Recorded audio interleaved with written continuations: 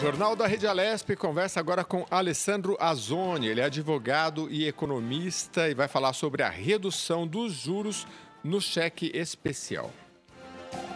Isso mesmo. Tudo bem, doutor Alessandro? Seja bem-vindo aqui ao Jornal da Rede Alesp. Tudo bom, um prazer estar com vocês novamente. Tudo bem, um tema doutor? importante, né? Sem dúvida. Doutor, antes da gente aprofundar a nossa discussão, acho importante a gente explanar aí, mesmo que rapidamente, o que seria, então, o cheque especial, né? A gente está falando de uma linha de crédito. Explica um pouquinho para o nosso telespectador, então, exatamente em que momento, então, o cliente aí do banco entra nesse cheque especial. Conta um pouquinho para a gente. O cheque especial, como o cartão de crédito, eles servem como uma ferramenta financeira para desencaixe financeiro. Vamos explicar isso. Vamos dizer assim, o cheque especial, por exemplo, eu tenho os meus recebimentos todo dia 10, todo dia 20 e todo dia 30. E eu tenho que pagar uma conta entre o dia 1º e o dia 10. Então eu estou sem dinheiro. Então o cheque especial serve para ajudar a efetuar aquele pagamento até que você receba aquela quantia, ou seja, para você não ficar descoberto e ficar inadimplente com uma despesa ou com uma conta ou um pagamento de um serviço. Então o cheque ele serve justamente para, esse limite do cheque especial serve justamente para lhe auxiliar nesses momentos de desencaixe. E o que acaba acontecendo? As pessoas, por um erro, acreditam que o seu salário mais o cheque especial são complementos de renda. Então, quer dizer assim, se eu tenho um salário de 5 mil e tenho um limite de 2 mil na minha conta, então minha renda é 7 mil reais, que é o equívoco. O cheque especial não foi criado para isso. E muitas das pessoas acabam utilizando o cheque especial de forma errada, como uma ferramenta, como um empréstimo, e não pode ser usado como empréstimo. Porque a taxa realmente é muito alta, né? Ou seja, a pessoa lida com o cheque especial como se ele fizesse já parte do orçamento, né, doutor? Exatamente. Ele considera como se fosse uma ampliação da sua renda, e não é, não é, porque é exatamente ele que vai corroer a sua renda, né? Porque não esqueça que os juros, o banco automaticamente, quando cai somente a sua renda, automaticamente ele debita essa parcela dos juros, parcela que você usou, e você se torna negativo. Então, praticamente, no mês subsequente, quando você receber seus 5 mil reais de renda, e você usou 2 mil, automaticamente que entrar os seus 5 mil reais, você vai ficar com 3 mil de saldo. Aqueles 2 mil o banco já reservou. E daí que começa o vício. Porque automaticamente você fala, não, tudo bem, eu tenho mais 2 mil de crédito. Não é crédito, entendeu? Não é sua renda, né? Então, ele serve mesmo para auxiliar naqueles momentos de desencaixe. E a pessoa acaba aderindo isso como uma possibilidade de ter uma ampliação da sua renda. Mesmo porque os juros ele é bem alto, né, doutor? E existem alguns bancos até que dão um prazo para a pessoa repor esse dinheiro, e já outros, a partir do momento que a pessoa passa a utilizar, esse juro já vai sendo cobrado, né? Isso. Por isso que hoje os bancos, eles são prestadores de serviços. Então, você tem que olhar a sua conta, independente, eu estou há 10 anos, 15 anos, 20 anos na minha agência bancária, mas hoje você tem que ver se o banco atende às suas necessidades. Por exemplo, assim, eu tenho um desencaixe de 5 dias, eu tenho um desencaixe de 10 dias. Procure os bancos que te cubram esses 10 dias sem te cobrar. É uma prestação de serviço, você tem que buscar aquelas alternativas que são melhores para você. Você não tem que ficar atrelado a uma instituição só porque eu estou lá há anos, né? Então, ele já me conhece. O banco não tem essa relação com você, mesmo porque quando você precisa de tomar dinheiro, ele vai analisar a sua situação no momento em que você está tomando crédito. Quem lhe conhece é o gerente, não é a instituição.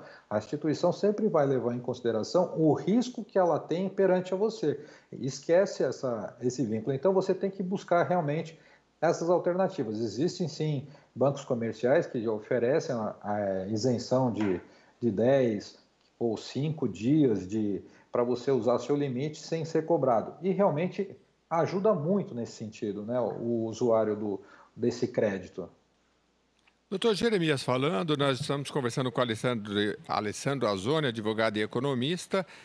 O que compõe esses juros? Porque nós temos, por exemplo, no início de 2018 chegaram a 14% aí o juro do cheque especial, cartão de crédito, e hoje numa taxa aí de 1,8%. É a taxa Selic, o banco avalia também a inadimplência, é a concorrência? Sim, a taxa Selic é uma taxa básica de juros que é para você servir como referência. Ela não é obrigatória, ela é como uma referência de taxa. Tanto que nós temos investimentos no próprio Tesouro Direto, por exemplo. Se você fizer um Tesouro Direto indexado ao índice de preços ao consumidor ou fizer um investimento mais longo, ele acaba pagando até mais do que a própria Selic justamente para se manter ali. Então é uma taxa de referência. Então a taxa Selic ela só vai ditar para o mercado, olha, hoje nós temos uma taxa Selic de 2% ao ano. Ela é referência? Ela é referência para o mercado, mas não significa que você, tomador do dinheiro, vai pegar essa taxa. Agora vamos respondendo a sua pergunta. O que determina a taxa existe lógico que ele leva em risco, o banco tem que levar em risco a esse regresso de dinheiro. Então, lógico, eu analiso, você é um bom pagador, você nunca deixou de pagar, você tem um histórico de crédito, tem um score, que é a pontuação que você tem, perfeito, tudo certinho, mas eu estou emprestando um dinheiro. Existe um risco de perda desse dinheiro? Sim, existe. Eu posso sofrer um acidente, eu posso ter um problema financeiro na minha empresa, um problema pessoal e perder a minha renda e não ter como pagar. Então, tudo isso é levado em conta. O que vai agravando essa taxa para ela ficar cada vez mais cara dentro das instituições? Depende do público que eu estou dando eu estou dando o meu crédito. Se eu trabalho com um público que tem umas garantias reais, o que é garantia real? Eu sei que ele tem imóveis, eu sei que ele assegurou a casa, eu sei que ele segurou o carro, ele tem um financiamento de carro alienado dentro do banco. Então, esses temas que a gente acaba tendo é que parametriza uma taxa um pouco melhor nessas instituições. Agora, aquela instituição que não tem como, ela tem uma massificação muito grande da sua carteira, onde ela não tem uma fidelização do seu cliente, a tendência desses juros é ser mais cara. O que vem acontecendo de um período para cá foi que o banco, até o Banco Central fez uma lei onde limitava os juros a 8% ao ano, porque se realmente estava 14%, caiu para 11%, aí o Banco Central fez uma determinação que não poderia ultrapassar o valor de 8% ao mês. Doutor, a gente sabe que quando esses juros caem, o senhor explicou em relação à taxa Selic, quem tem um investimento sabe, por exemplo, que já tem que migrar da poupança e nem o Tesouro Direto muitas vezes não consegue fazer frente a uma taxa tão baixa. Em relação aos financiamentos, que orientação que o senhor pode dar? É um momento bom para eu financiar uma casa ou um carro? O que eu tenho que olhar com uma taxa tão baixa em relação a financiamento? Então, primeiro que geralmente os financiamentos eles são a longo prazo. Eu levo em consideração primeiro, você tem que fazer uma análise da sua atividade. Por exemplo, eu vou tomar um empréstimo para comprar uma casa ou financiar um veículo a longo prazo. Como é o meu mercado de trabalho? Eu sou autônomo? Como que está indo esse meu mercado? Eu estou conseguindo pagar minhas contas? Estou fomentando novos clientes? Está entrando novos clientes? Está? Então, ótimo, eu posso ir assumindo dívidas. Como que é o cenário de longo prazo? Essas empresas que estão vindo trabalhar comigo, elas estão dentro de um mercado de risco ou não estão no mercado de risco? Não estão. Então eu consigo alavancar não, elas estão no mercado de risco. Então eu não posso alavancar porque, de repente, num momento de aperto, elas vão romper o contrato comigo. Se eu sou assalariado, eu tenho que ver a atividade da minha empresa.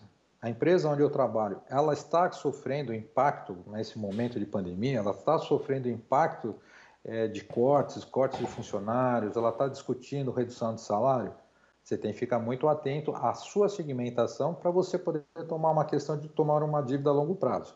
Se a sua empresa estivesse saindo muito bem, ganhando o mercado, que a gente sabe que tem empresas que realmente se reinventaram e estão até contratando, ótimo.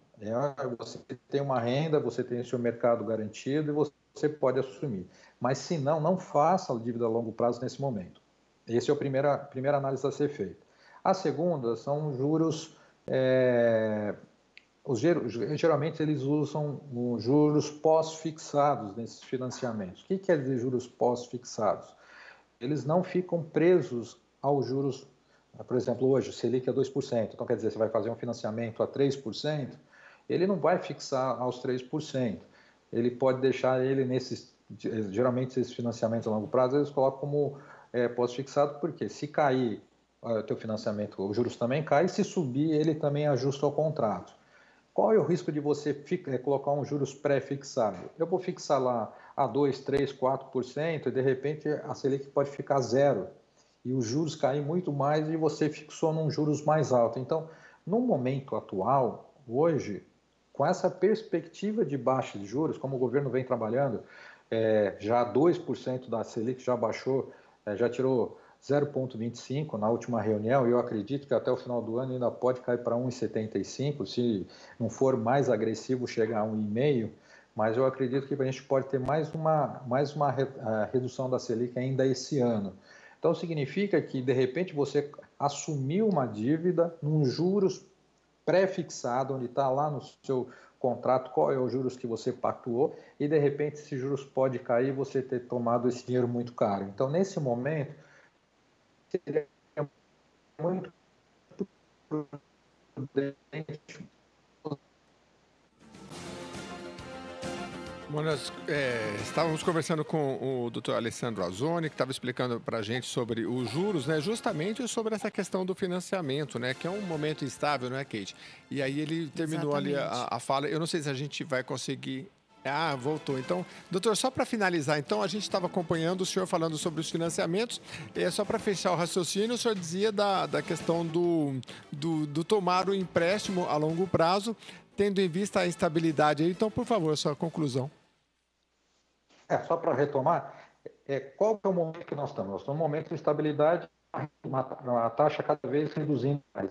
De repente, você vai fixar a sua taxa de juros na taxa atual, ou um pouquinho acima da taxa atual, e de repente nós estamos com uma tendência de baixa. Então, você pode ter uma fixação de um juros muito alto no final do ano, enquanto todos os contratos estiverem sendo celebrados a 1% ou 2%, você fixou a 3%, 4%. Então, eu acho que nesse momento de incertezas, eu acho que é um momento de muita cautela agora para tomar investimento, fazer investimentos a longo prazo, assim, comprar um imóvel, financiar um carro. Eu acho que agora é muita cautela, porque realmente nós não sabemos como a economia vai reagir nesses últimos 4 meses e como o governo deve agir na redução da taxa de juros. Eu acredito que a taxa de juros deve cair para 1,75, se não for mais agressiva, até 1,5. Tá certo.